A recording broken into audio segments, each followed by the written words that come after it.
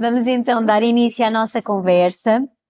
É um prazer grande estar aqui convosco neste evento, cada vez mais também tentar trazer-vos mais informação, mais partilha nestas nossas conversas de mães, de grávidas.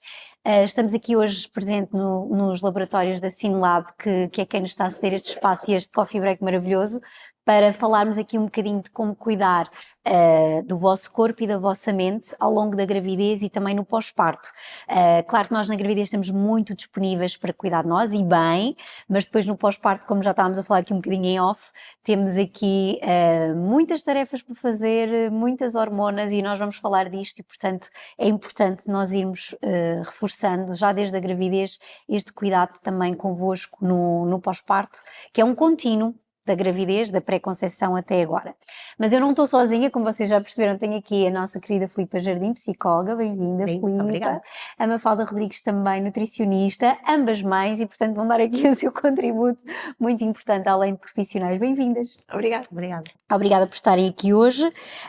Vamos então falar um bocadinho de mitos, de desafios, desde a gravidez até ao pós-parto. Sempre que tiverem, obviamente, alguma questão, podem partilhá-la connosco. No final também vamos fazer aqui uma ronda de perguntinhas rápidas para quem quiser partilhar. Pronto, começando aqui pelo contexto de gravidez, que é a fase em que a grande maioria de vocês está neste momento. Nós falamos aqui muito desta preparação, das necessidades até para o pós-parto, como falámos, e no primeiro trimestre já não temos aqui muita gente no primeiro trimestre, penso eu, acho que já não, mas para quem nos depois vai ouvir no primeiro trimestre, temos aqui algumas alterações hormonais importantes que podem condicionar o bem-estar da grávida e também toda a sua disposição também nas suas rotinas, não é, Mafalda? Este primeiro trimestre mexe aqui um bocadinho. Sim, mas mexe muito, podem existir os vómitos, os enjoos, falta de energia, muita sonolência e às vezes é um pouco difícil de gerir e eu que trabalho muito com saúde intestinal também costumo sempre avisar que a saúde intestinal fica terrível, sobretudo para quem tem cólon irritável, etc. Muitas vezes pioram os sintomas pela grande alteração hormonal e muito por uma predominância mais estrogénica também pode acontecer. Então é difícil de gerir, às vezes há mulheres que dizem parece mais grávida do que estou na realidade, por causa disso e depois devagarinho vai estabilizando. E aqui a alimentação pode ter um papel, aliás tem um papel fundamental, mas também é neste trimestre que vem muitas dúvidas sobre a alimentação, não é? Sim, a primeira coisa que eu digo é, no primeiro trimestre não há necessidades aumentadas, mas não podemos fazer um plano hipocalórico, ou seja, uma mulher que estivesse a tentar perder massa gorda ou perder um bocadinho de peso antes de engravidar, quando sabe que está grávida tem só que normalizar o consumo e depois depende muito. A mim, por exemplo, no primeiro trimestre eu tinha imensa fome, mas foi só nessa altura, depois tinha a fome que tinha antes de estar grávida e isto varia totalmente de mulher para mulher, é muito diferente, ou seja, é o mais importante sempre nós ouvirmos o nosso corpo, se temos fome não nos vamos restringir, mas temos que garantir que nos estamos a nutrir bem e tentar perceber, ok, se calhar eu até posso estar com muita fome porque talvez esteja a comer pouco ou mal de cada vez que como, então tentar melhorar um bocadinho, combinar mais para ter a certeza que temos proteína, hidratos de carbono e gordura, para que não vou comer só umas bolachinhas que só têm hidratos de carbono, aquilo é combustível rápido e claro que vou ter fome a seguir, não é? Portanto, também tentarmos ter esse cuidado, que muitas vezes temos só fome, estamos enjoadas, queremos qualquer coisa rápida, deem-me de comer e pronto, e é muito difícil. Esta fase de enjoos é um bocadinho desafiante, não é? Porque depois, quanto mais jejum nós temos, também mais potencia este enjoo e portanto andar sempre com um snackzinho na mala, não é? Vocês hoje têm aqui o brunch, mas andar sempre com um snackzinho na mala, a água, hidratação é mesmo muito importante também. Eu sei que é difícil numa fase inicial das náuseas, não é? A hidratação, mas chupar uns cubinhos de gelo. Sim, ou o chá de gengibre frio, que ajuda muito, tudo que seja frio, quando há muitos enjoos, muitas náuseas, ajuda a acalmar um bocadinho e o gengibre tem muito essa propriedade, é seguro, suplementação de gengibre também se for necessário durante a gravidez, portanto pode ser uma boa aposta também. Uma boa aposta. Neste primeiro trimestre também temos aqui a ansiedade e o desconhecido dos exames, não é? Portanto, as primeiras ecografias, as primeiras análises, isto pode gerar aqui um bocadinho alguma ansiedade, especialmente até se temos histórias de perdas anteriores, não é? E, portanto, Filipa, como é que nós podemos ajudar a preparar-nos também emocionalmente para estes momentos importantes para o casal? Sim, diria que o primeiro trimestre é sobretudo essa a grande questão. acho que há uma vantagem, e noto isso até nos últimos anos. Neste momento acho que se fala com mais abertura sobre a elevada prevalência que existe de perdas espontâneas nas primeiras 8 semanas e nas primeiras 12 semanas. Mas até há algum tempo atrás não se falava, e isso parecia, isso aconteceu-me na minha primeira gravidez e era muito uma sensação de solidão, de há qualquer coisa de errado comigo. Pronto, e inevitavelmente ninguém sabe se tem problemas de fertilidade até tentar engravidar, homens e mulheres, e portanto é sempre interessante pensar que o nosso paradigma muda de forma abrupta, muito rapidamente. Portanto, nós passamos uma vida a tentar não engravidar. Exato. E há um momento em que nós dizemos, eu quero um bebê. E pode ser agora, já, este mês. E depois há sempre a amiga que diz que engravidou no primeiro espirro. E nós pensamos, ótimo para ti. Mas efetivamente essa também não é a média. Portanto, habitualmente as pessoas demoram 6 a 12 meses até conseguirem conceber naturalmente. Portanto, não é um mês. Então há efetivamente logo este primeiro desafio, que é lidar com aquilo que eu não controlo. E nós somos seres que adoramos controlar. Portanto, e agora eu não controlo esta equação. Eu não controlo, eu sei o que é que ajuda a engravidar, mas eu não sei exatamente. E muitas vezes começa a ansiedade por aí. Vou comprar os pauzinhos para saber quando é que estou a ovular, exatamente, as aplicações, o muco vaginal, e tem que ser de 36 horas ter uma relação sexual, que depois também traz os outros desafios, então estou no fundo a ter uma atividade de amor com o meu marido, ou estamos só a tentar conceber Exato. uma criança, portanto traz aqui imensos desafios. E depois há este medo da perda quando descubro. Há mulheres que nem sabem, que chegam a saber que efetivamente estão grávidas, acham que têm uma alteração numa menstruação e uma menstruação alterada, mas efetivamente estão com uma perda estacional às 6 semanas. Mas há depois esse grande medo, e agora eu não sinto este bebê, não tenho ecografias a cada semana, o que é que acontece? Não é? E claro que depois automaticamente que a nossa amígdala fica muito mais, que a nossa estrutura do alerta e do medo, muito mais propensa a ouvir histórias. Pois, esta pessoa perdeu, esta pessoa não correu tão bem, depois dizem, mas é as primeiras 12 semanas, mas ela perdeu quando tinha 20. Sim, pois as pessoas adoram estas coisas, não é? Contar.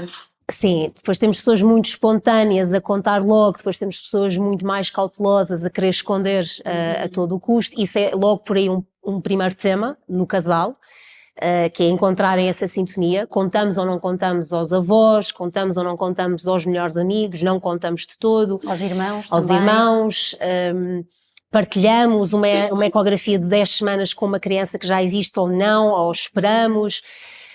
Pronto, todas estas dúvidas são dúvidas e precisam de ser aqui comunicadas, e às vezes o difícil é nos encontrarmos na diferença e conseguirmos perceber o que é negociável e o que é que não é. Depois um elemento que é muito decisivo nesta gestão da ansiedade são os profissionais de saúde que se têm. E portanto aqui as pessoas que nos fazem as ecografias, o médico ginecologista obstetra, é decisivo também em ser um combustível da ansiedade, ou pelo contrário, em ser alguém que regula e que me ajuda a regular a minha ansiedade. E portanto, todas estas alterações que a Mafalda falava, dos picos da progesterona e do estrogénio, têm efetivamente logo no primeiro trimestre um impacto nos nossos neurotransmissores responsáveis pelo bom humor e pela nossa boa energia. Portanto, quando as pessoas dizem é das hormonas, não é uma questão abstrata, é efetivamente uma equação química. E todo este reajuste de proteção, há uma coisa que muitas mulheres trazem, que é, eu nunca pensei que podia ser atropelada a atravessar uma passadeira e de repente dou por mim, nunca pensei nisto, e dou por mim agora a pensar, não, tenho que ter mais cautela, isto é animal e isto é protetor e isto é um bom instinto, porque nós temos uma vida dentro de nós. Agora, estas diferenças entre aquilo que é uma ansiedade saudável e protetora e aquilo que é uma ansiedade que me vai retirar funcionalidade e saúde, é isto que é importante começar desde base a notar, até porque nós sabemos que 1 em cada 5 mulheres, em algum momento desta fase perinatal, seja na gravidez, seja no pós-parto, vai desenvolver algum tipo de doença mental. Seja, sobretudo, depressão, durante a gravidez ou pós-parto, seja ansiedade. Portanto, não é assim tão raro. É quase 1 em cada 5, não é? Se nós formos assim analisar estatisticamente, se calhar até há mais casos de mais saúde casos, mental, por sim. exemplo, do que diabetes estacional. Muito mais. E eu digo, a estatística diz-nos 1 em cada 5, mas também a experiência diz-me que há muitos não diagnósticos. Certo. Há muitas mulheres que na verdade têm um diagnóstico quando os filhos já têm 3, 4, 5, 6 anos, e quando nós vamos fazer a história clínica, as primeiras queixas começaram lá atrás. Mas foram sempre caladas, ignoradas, desvalorizadas, porque continuamos a confundir ansiedade e depressão durante a gravidez e no pós-parto com ingratidão e falta de amor pelo filho. E, portanto, há esta contradição que, se eu assumo em algum momento que na gravidez, uma gravidez desejada, estou a me sentir mal, estou com pensamentos intrusivos, estou com dificuldade em me sentir feliz, estou com coisas muito negativas a me passar pela cabeça, estou-me a sentir muito culpada. O bitite que há bocadinho falávamos mais comum é: mas olha, tens um bebê dentro da tua barriga, tão bom, dá graças. E de repente parece que eu tenho que escolher entre estar grata por ter um bebê dentro da minha barriga e amar este bebê e ser digna de ser mãe deste bebê, e assumir que não estou bem emocionalmente. Portanto, eu tenho que escolher. Portanto, se eu assumo que não estou bem emocionalmente, então eu assumo que não gosto deste bebê e que provavelmente já estou a caminhar para ser uma má mãe. E isto é qualquer coisa que efetivamente nós precisamos desmistificar, e daí também a importância dos profissionais de saúde, porque continuamos em 2026 com muito estigma em relação à psiquiatria e em relação à psicologia, e portanto aquilo que há é muito um retardar, um agudizar de muitas queixas por parte de muitos profissionais de saúde quando neste momento é totalmente seguro tomar-se, se for necessário, medicação, psicofármacos durante a gravidez e no pós-parto, e os ganhos para a mãe e para o bebê são muito superiores ao agudizar queixas e mal-estar. Portanto, há muito ainda por que caminhar. fazer, não é? Sim. Nestes exames iniciais, Mafalda, há alguma preparação do ponto de vista nutricional ou de estilo de vida que podemos deixar aqui de conselho às nossas grávidas? Porque temos aqui a prova da tolerância da glicose, que é uma prova importante, temos aqui também a questão de algumas ecografias, o CTG. O que é que podemos ajudar também nesta vertente nutricional? Sim, acho que há sempre uma boa preparação e, acima de tudo, ainda existe muito desconhecimento, e falávamos há pouco sobre isso, sobre que exames é que efetivamente são importantes fazer durante a gravidez e o que é que eles nos indicam. Há muitas mulheres que ficam muito assustadas com aquele exame de despiste das trissomias, etc., porque sobretudo dá valores de probabilidade, e portanto temos que perceber que toda a gente tem um determinado valor de probabilidade. O mais importante é perceber se há algum risco ou não. Eu até falo por experiência própria, as ecografias todas as consultas médicas são um momento de ansiedade. Todos os exames, não é? Porque parece que nos estão a colocar em xeque a nós, ao nosso bebê, está tudo bem, espera aí, o que é que eu fiz? E é sempre, somos nós que nos Culpa, não é? A culpa culpabilizamos das sempre. mães desde o O que é início. que eu posso fazer? Ai, a diabetes, não sei o quê. E portanto, é sempre um stress mensal e de cada vez que temos exames para fazer.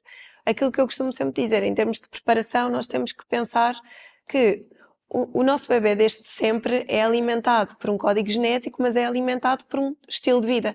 E o estilo de vida dele não vai ser quando ele nascer. O estilo de vida dele começa com o nosso próprio estilo de vida. Exato. E portanto, se nós temos maus hábitos alimentares, isso é uma mudança que eu vejo muito acontecer em quase todas as pessoas que vou acompanhando, que é, só se preocupam com a alimentação quando se percebem que estão grávidas. E os maridos igual. Os maridos comem péssimo, mas as mulheres não podem comer um chocolate a seguir ao jantar. Olha, ao bebê. Isto está sempre a acontecer. E, portanto, é bom haver essa preocupação. De facto, nós temos que nutrir o melhor possível o nosso bebê e lembrar-nos que desde o início aqueles exames vão ser momentos de avaliação de como é que as coisas estão. Não quer dizer que não possamos desfrutar de uma festa, mas vamos ter que ter cuidado. Por exemplo, com a questão do café. Temos que começar a reduzir. Nós hoje em dia ainda temos muitas mulheres muito dependentes do café. É muito típico, não é? Cultural também, nós portugueses, não é? E outras culturas terem aqui o café até como algo muito social, não é? Sim, e sobretudo no primeiro trimestre, às vezes como há sonolência. Exato. E as mulheres querem tentar combater. Exato. E portanto vão tentando manter o café. Realmente devemos tentar só um por dia e não combinar depois com chá verde, chá preto, etc., para nos dar essa energia extra. E isso, num pós-parto, se amamentarmos também é igualmente importante, mas Sim, aqui sim. também. As bebidas alcoólicas obviamente vão ter que ficar de fora, Sim, depois aqui é acho- tolerância zero, porque também Exatamente. culturalmente às vezes, é só um copinho, não faz mal. E Aqui no também... primeiro trimestre é muito pequenino. Não, Exato, não. exatamente, não. E depois, eu costumo sempre dizer, não é preciso criarmos medos numa grávida que já tem que levar com ansiedade mensalmente nestes exames.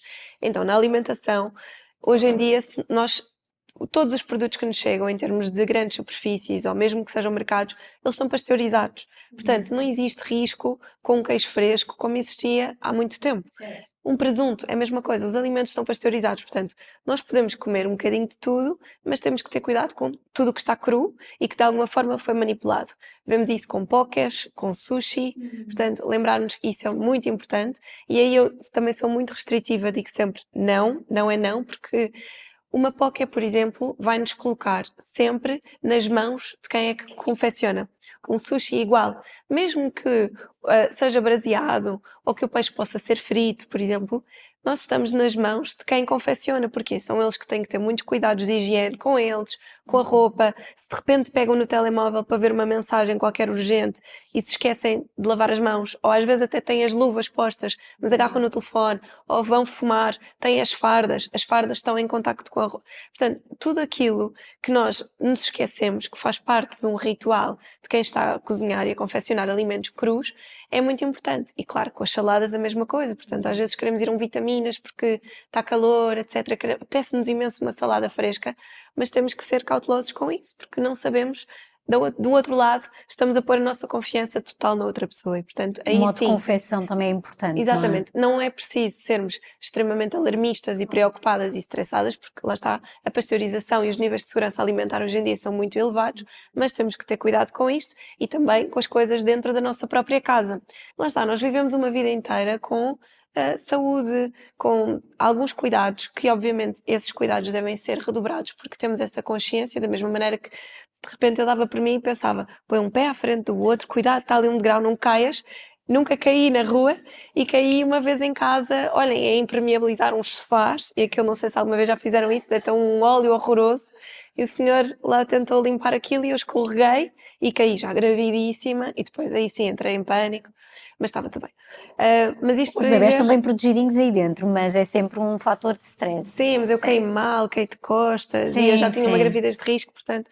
Mas pronto, isto para dizer que, de facto, nós já temos tanta ansiedade associada aos momentos dos exames e tanta ansiedade com tudo o resto que a alimentação não deve ser um fator de ansiedade e também o teste de diabetes estacional não deve ser um fator de ansiedade. Agora, óbvio que se nós sabemos que no primeiro trimestre não há incremento de necessidades, nós só temos que comer normal, no segundo trimestre começam a haver algumas necessidades e eu acho que a análise da diabetes estacional já é às 20 e qualquer Sim. coisa, não é?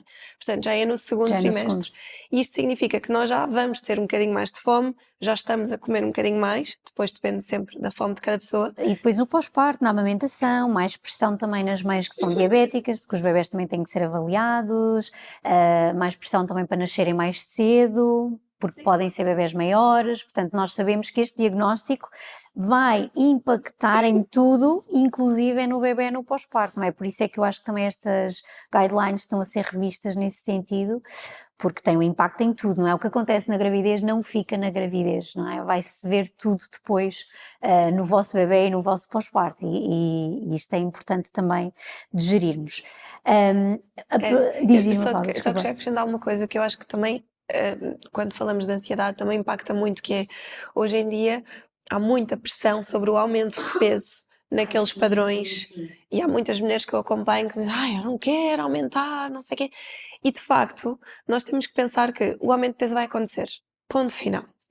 Dietas é depois. Portanto, não vale a pena nós também estressarmos muito se nós sabemos que estamos a comer de forma saudável, equilibrada, se temos mais fome, se estamos a respeitar, é uma coisa.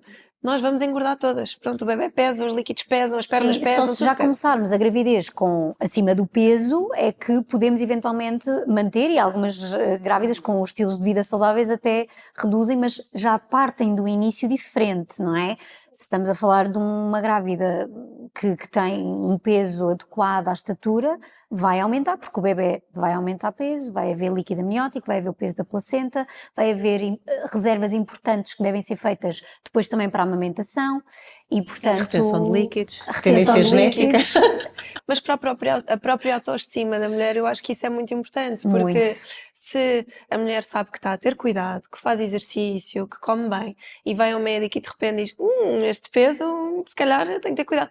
Quer dizer, é muito frustrante, porque a mulher sente que está a fazer alguma coisa mal, que na verdade, se formos avaliar, não está. Alguém está a chamá-la de gorda, na verdade é isto que está a acontecer, e portanto eu acho que isto não devia ser um comportamento normalizado. Enquanto profissionais de saúde tem que haver um cuidado com essa linguagem, até porque, não sei, há muitas mulheres que não têm ainda bem têm históricos de alteração de comportamento alimentar, não gostarem de se ver, muitos complexos, e quando a barriga começa a crescer e o peso a aumentar na balança, isso também gera muitos gatilhos relativamente a essa parte. Então, a autoimagem é algo que nós vamos nos confrontar muito desde o início da gravidez, não é? Porque há alterações físicas no nosso corpo, até que ponto é que isso, não é, que estávamos aqui a falar, tem impacto também na saúde mental desta mulher, Filipa? Muito. Isto que me faltava a dizer é essencial. Eu conheço vários casos em que de um lugar, lá está, de boa intenção, mas falta de formação por parte de médicos e enfermeiros, há este grande alerta em relação ao peso. Pronto. E lá está, cada corpo é um corpo e efetivamente há mulheres grávidas que vão engordar 20 quilos numa gravidez, que não é aquilo que nós sabemos que é mais adequado, mas que são gravidezes saudáveis e que elas estão a ter um estilo de vida saudável, mas que por variados motivos aquilo acontece. E portanto, de repente, num quarto, quinto mês, ter-se uma enfermeira ou ter-se um médico, ginecologista obstetra, a colocar esta pressão, isto efetivamente vem de um lugar muitas vezes de desinformação, porque pedir, por exemplo, um diário alimentar a uma mulher grávida com um histórico de doença de comportamento alimentar pode ser um gatilho. Portanto, já tenho conhecido várias mulheres que reativaram padrões de anorexia e bulimia durante a gravidez no âmbito destes acompanhamentos e que têm até esta sustentação. Não, o médico disse-me que eu não podia ganhar tanto peso. E de repente começam com comportamentos anoréticos de elevada restrição alimentar, que as vai levar depois, obviamente, a comportamentos compulsivos, de depois sobreingestão e às vezes novamente reativarem um comportamento compensatório como os vómitos, algo que se calhar já estava deixado para trás, mas há este histórico. E portanto, se calhar, por exemplo, aqui alguma de vocês no vosso acompanhamento, alguém vos perguntou se vocês têm um histórico de doenças de comportamento alimentar? Como é que era a vossa relação com a alimentação e com a autoimagem? Pronto, todas muito bem acompanhadas, mas como veem, com margem para melhoria. Portanto, nós somos acompanhadas muito tempo e o nosso médico não sabe qual é que é a nossa relação com a imagem, qual é que é a nossa relação com a comida, se nós temos sequer um padrão de alimentação emocional. Exatamente, que agora na gravidez vai ficar muito mais ativado Claro. E eventualmente no pós-parto, não é? Portanto, e lá está, isto é qualquer coisa mesmo decisivo. Portanto, é um terreno hormonalmente, é um terreno muito fértil, mas depois é um terreno muito fértil precisamente por isto, porque todas as mulheres que cá estão grávidas, neste momento, os holofotes estão sobre vocês. Vocês são portadoras de vida, portanto são as maiores responsáveis. O que depois também é desafiante é nos preparar para que em 24 horas isso muda abruptamente. É o pós-parto, não é? E há uma coisa que eu acho que às vezes ninguém nos alerta. Às vezes nós não antevemos alguns lutos que vamos ter que fazer depois. E, por exemplo, às vezes em algumas dinâmicas familiares, quando nasce um neto, ganha-se uma avó, mas perde-se uma mãe. E isso nem todas as pessoas, quer dizer, não é suposto estarmos preparadas para uma coisa que na verdade nós não queremos que aconteça. Mas às vezes isso acontece. No momento em que nasce um neto, naquele momento eu deixo de ser filha e passo a ser mãe do neto. E isto é terrível, que é como é que eu concebo que esta pessoa que sempre quis o meu melhor, de repente me diz coisas de um lugar de amor, como estás cansada mas tens de continuar. Não interessa, o teu filho está em primeiro lugar. Há uma coisa que eu ouço muito que as mães ficam muito incomodadas quando as avós dizem, que é: o teu leite é fraco. Isto é algo muito geracional, as nossas avós não amamentaram, muito provavelmente nós não fomos, a grande maioria de nós, amamentados devido a frutos de vários fatores. vários fatores sociais, etc. E, portanto, ouvir isto neste momento pós-parto da nossa mãe, às vezes vai a um sítio, não é? E a gatilhos Claro que sim. muito... Tu não estás a fazer tudo o que podias para dares de mamar ao teu filho. Tu não estás a fazer o que tu podias para persistires com a amamentação. Dor faz parte, filha. Exato, desvalorizar essa Então, há questão. uma desvalorização absoluta da dor, dos limites e limiares da dor. Esta questão de eu preciso descansar, ele está a chamar por ti, ela está a chamar por ti, tens que ser tu. Portanto, há aqui um complexo de super-mulher que as mulheres, por norma, têm muito, que é muito estimulado na gravidez e no pós-parto, e portanto se nós tivermos em nós alguns traços de personalidade, sermos pessoas naturalmente mais cuidadoras, mais preocupadas, mais de alguma forma também perfeccionistas ou preocupadas com o desempenho, com um sentido elevado de responsabilidade, isto também vão ser gatilhos necessariamente. E quer se queira, quer não, há assimetria de papéis, e que bom que temos aqui também um pai, porque esse é outro tema, que é efetivamente ainda se exclui de muitas coisas a figura, e quando digo pai posso dizer também uma segunda mãe, portanto, Certo. independentemente, ou uma rede de suporte, porque também existem mulheres que efetivamente estão aqui em projetos de maternidade independente. O que nós precisamos é de uma rede de suporte. Portanto, independentemente do desenho da família, ninguém pode criar um filho sozinho. E é muito importante essa preparação da rede de suporte. Portanto, era interessante que as consultas com os pediatras, com os médicos ginecologistas também recebessem mais outros elementos, porque prepara-se muito para o parto, prepara-se pouco para a parentalidade e para a avalanche emocional do que é depois um bebê. Tal e qual, até muito foco no enxoval, o que comprar, A parte gira. não é? E está certo, isso tem um lugar e é importante, esses produtos, esses dispositivos vão nos ajudar e facilitar às vezes a nossa vida, outras vezes não facilitam, até prejudicam, mas isso são outras histórias.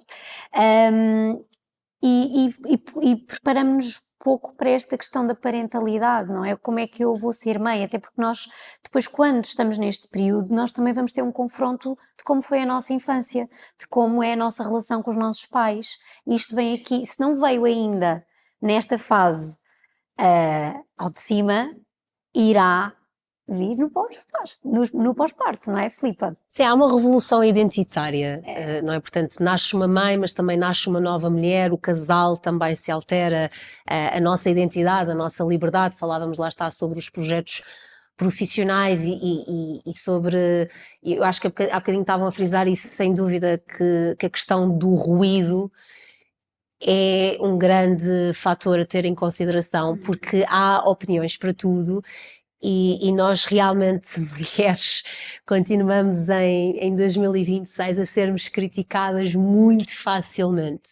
E portanto, eu lembro-me quando estava grávida do meu primeiro filho, em 2017, 2018, que uma das primeiras coisas que eu ouvi de pessoas que gostavam muito de mim foi: então pronto, já abriste a tua empresa há um ano, já brincaste aos empreendedores, agora que vais ser mãe, como é óbvio, vais deixar de ser empreendedora, empresária, como é óbvio.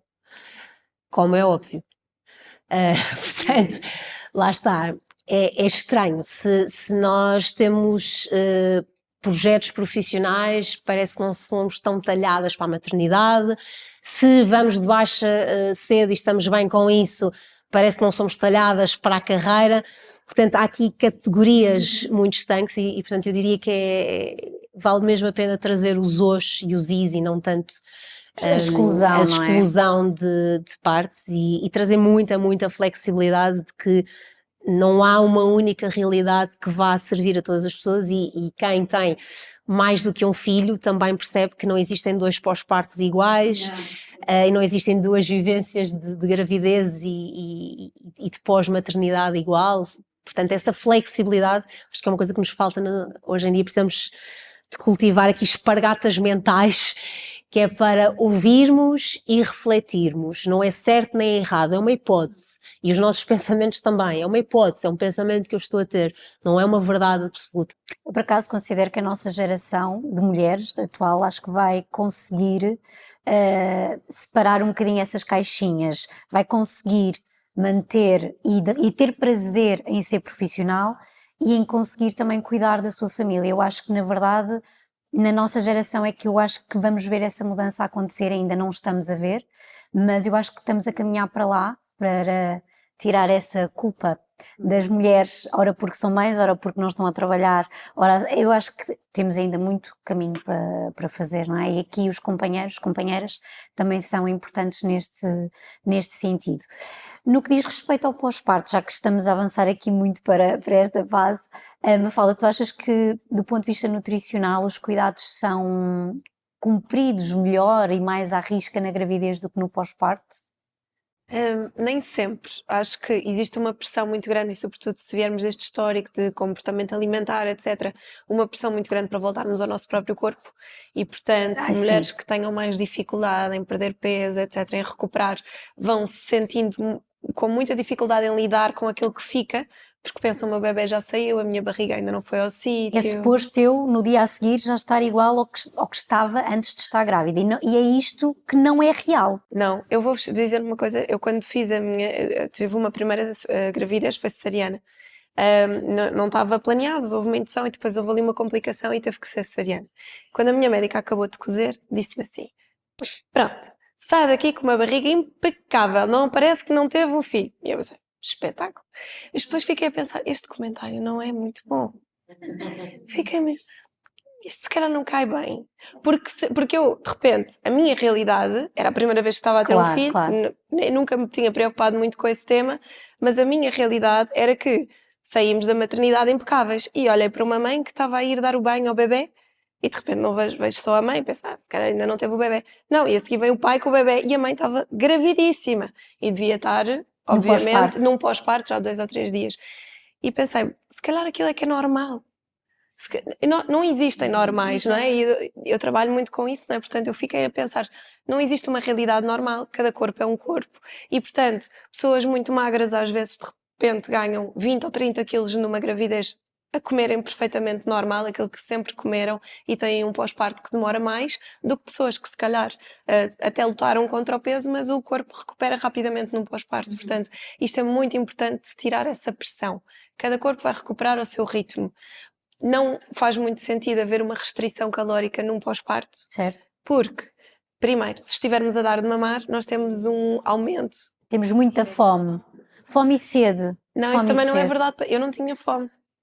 Eu dei de mamar até aos 8 meses. Eu não tinha mesmo fome. Muito variável, Ou mas seja, a amamentação e a privação de sono.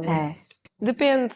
Lá está. Existe às vezes. Há mulheres que têm muita fome, há mulheres que têm muita sede, há mulheres que não têm grande A aumento de própria apetite. ocitocina potencia a sede e este apetite lá, que a Filipe estava a dizer, não é? Esta parte das noites mal dormidas. Exatamente, mas nós sabemos que quando se amamenta há pelo menos 500 a 800 calorias que podem estar a ser produzidas a mais, desgastadas a mais, portanto para cada corpo isso depende, lá está, depende da recuperação, quanto tempo é que o útero demora a ir ao sítio, toda essa contração. Portanto, a recuperação pós-parto é um cenário muito diferente considerando cada E é corpo. pouco estudada, porque nós estudamos muito também a fase da gravidez, mas a recuperação pós-parto e toda esta questão até do impacto de fármacos, além da amamentação, num corpo de uma mulher no pós-parto, não é muito estudado por questões éticas. Nós sabemos, não é, que bebés, grávidas e mães no pós-parto levantam sempre questões éticas em termos de estudo, mas nós temos pouca evidência ainda sobre o corpo da mulher nesta fase, no que diz respeito às suas necessidades mais adaptadas a este pós-parto, não é? Mais a estes desafios da restrição de sono, porque não, mesmo estando num processo de recuperar o peso e até fazer uma dieta mais equilibrada, há diferenças de uma mulher que não está no pós-parto, não é? Não fala. Sim, sem dúvida, e a própria preparação que havia antes, ou seja, uma mulher que quando engravida tem bastante massa muscular, está habituada a treinar, portanto, provavelmente o corpo vai ter mais capacidade de recuperação rápida, Ou não, não é? Nós nunca sabemos, mas provavelmente é isto que vai acontecer. Depois depende se consegue recuperar um estilo de vida mais ativo, fazer mais exercício físico no pós-parto, ou se não tem força, se está muito cansada e acaba por não o fazer. Portanto, existem muitas variantes. Sim. E há a variante da estação do ano. Por exemplo, a minha primeira filha nasceu em novembro, eu sabia que tenho imenso tempo para recuperar. A outra nasceu em maio, eu pensei, despacha-te. E portanto, isto custa imenso, porque eu queria ir à praia, queria me sentir bem e portanto, efetivamente isso faz diferença. Para nós, mentalmente, como mulheres, somos vaidosas, gostamos de nos sentir bem, A portanto, autoimagem é importante, é não é? muito Para a nossa importante. construção também como mulheres e pessoas. Sim, não só como mães, a Filipa falava, de repente há uma crise de identidade. Eu tive 2 crises de identidade nos pós-partos, não gostava de me ver com a minha roupa. Há muitas coisas que podem acontecer pela parte hormonal e depois ainda há a parte hormonal em si, que normalmente é ali no início do 2º mês pós-parto, uma vontade animalesca de comer doces, que quase todas as mulheres têm. E aí o que eu costumo sempre recomendar é aceitem, abracem a vontade, mas façam com que isso seja uma coisa saudável. Se calhar vamos fazer mais papas de aveia que têm cacau e bolinhas energéticas, ou banana bread, ou panquecas, que puxam essa vontade do doce e que são docinhos e que está tudo bem, sem irmos para os chocolates e os croissants que alguém nos traz. E por favor peçam à família para não fazer. Eu sou nutricionista, portanto a mim ninguém me trazia croissants do careca para o pós-parto. Eu digo, por amor de Deus, tenham juízo.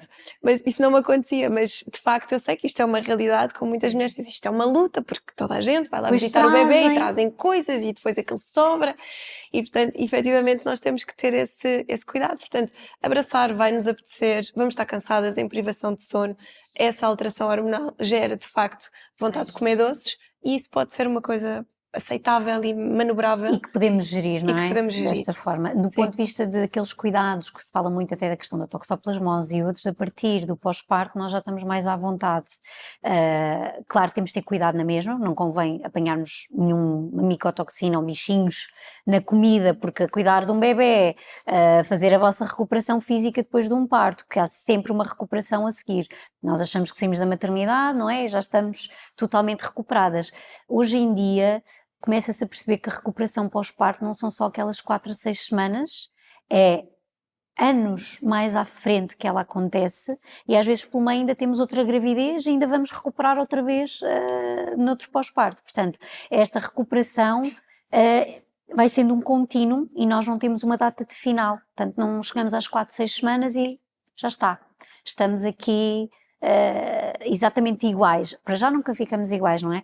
Há sempre aqui alterações e adaptações, mas este pós-parto convém nós cuidarmos na mesma da nossa alimentação para nos protegermos de bichinhos, mas já não passa, por exemplo, nas senhoras que estão a amamentar para o nosso bebê, mas é sempre importante mantermos estes cuidados na mesma, neste sentido, a questão do café que já falámos, do álcool também, evitar. Há bebés muito sensíveis também à metabolização da cafeína ou de outros alimentos excitantes, como por exemplo as Coca-Colas, Red Bull, pronto, que às vezes nós recorremos para ter um bocadinho mais de energia também nesta fase inicial de pós-parto, e aqui é mesmo descansar e delegar, que é uma coisa que para muitas de nós é difícil.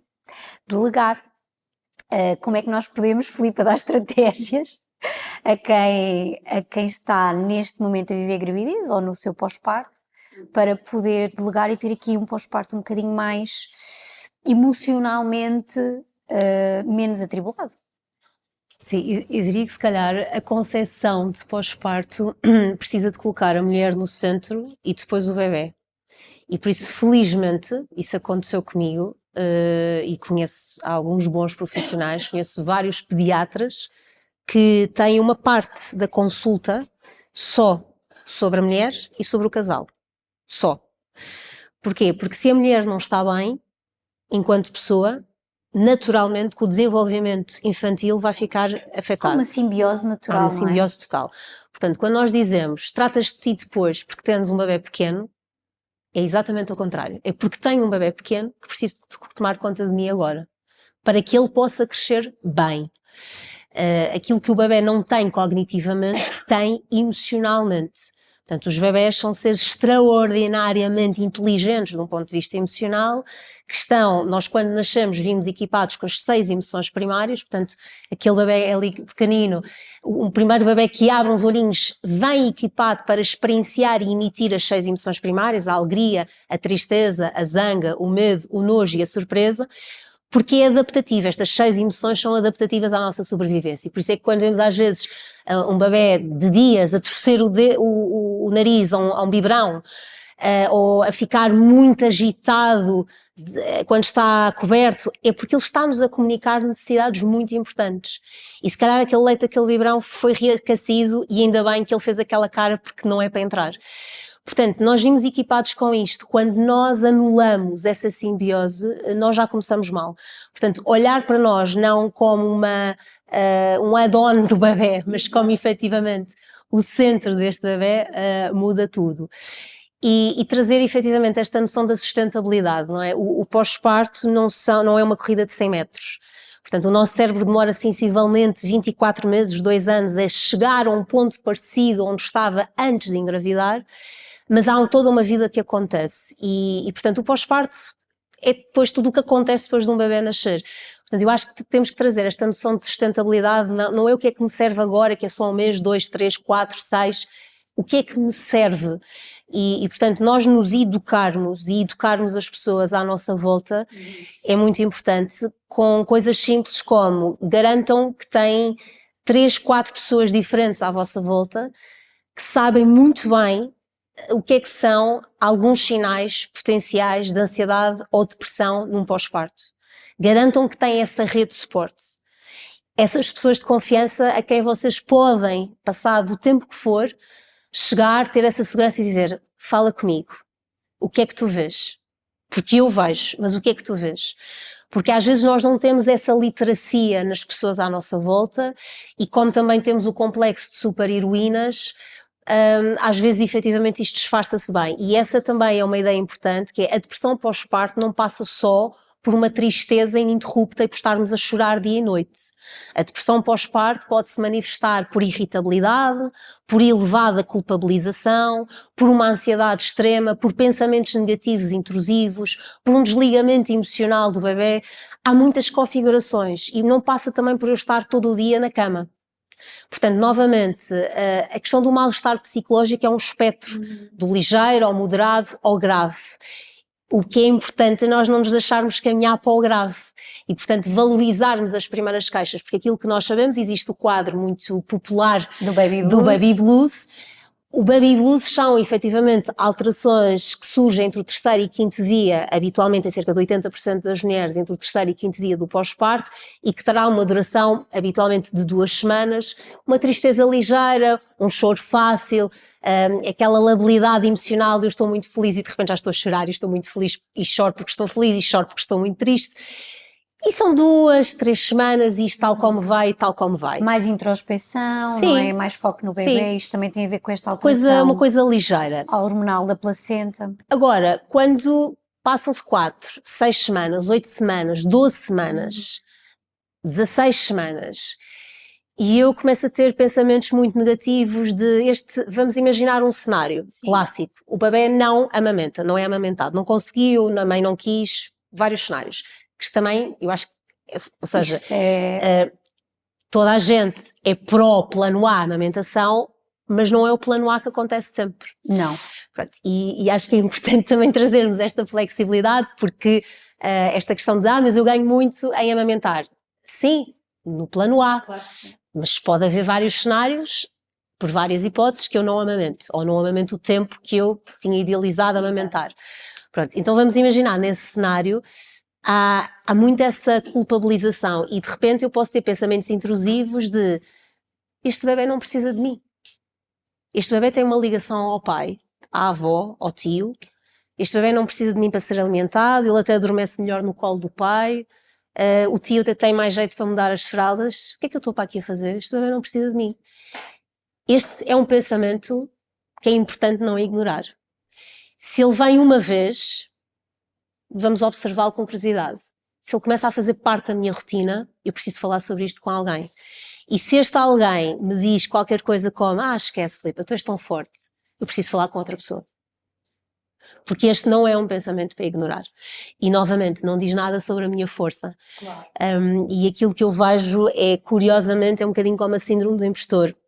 Quanto mais a mulher é independente e é uma mulher que se adaptou muito bem à maternidade, é muito despachada, muito desenrascada, tudo extraordinário, mais riscos corre em que depois de momentos de vulnerabilidade não existam espaços para eles serem suficientemente valorizados. Portanto, eu diria, uma boa rede de suporte, 3, 4 pessoas com quem nós tenhamos essa capacidade de falar e que estejam instruídas desse ponto de vista concreto, e depois também preparar esse pós-parto desse ponto de vista, que é qual é que vai ser a minha rede de suporte, quem é que me vai ajudar em coisas tão básicas como o cozinhar, como efetivamente o limpar, o engomar, que ajudas é que eu posso vir a ter? Certo. Em função do meu desenho familiar, da minha capacidade financeira, o que é que podem ser ajudas? Garantir esse plano é importante, e depois muitas vezes também garantirmos um bom espaço de comunicação, se existir um casal no casal. Exato. Porque coisas tão simples, e os bons ginecologistas também trazem isto, que é precisamente, foi falado em casal qual é que é a expectativa que existe em termos de sexualidade, por exemplo, durante uma gravidez e no pós-parto? Há esta comunicação clara de que em algum momento podem e vão se calhar existir necessidades que se vão desfasar, em que pode existir uma das partes do casal que tem desejo sexual, que tem líbido, que tem vontade, e há uma outra que não tem vontade, que se calhar até de um ponto de vista fisiológico ainda está numa recuperação. O que é que vamos fazer? Precisamos de comunicar, precisamos se calhar até encontrar um espaço de sexualidade e de intimidade diferente nesta fase de gravidez e de pós-parto, e este é um tema tão importante como a amamentação.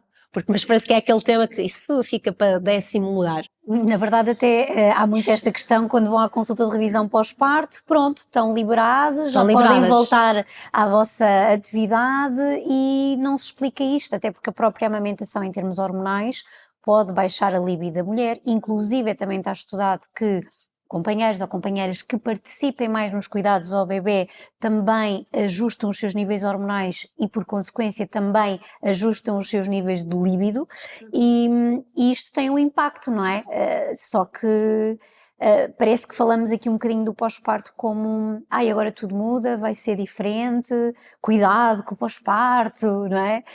Sim, não existem, lá está, receitas universais, as realidades são diferentes, são múltiplas. Aquilo que nós sabemos de um ponto de vista sistémico é que o nascimento de um bebé é um momento de crise no sistema, portanto é um novo elemento, é uma mudança, é uma disrupção.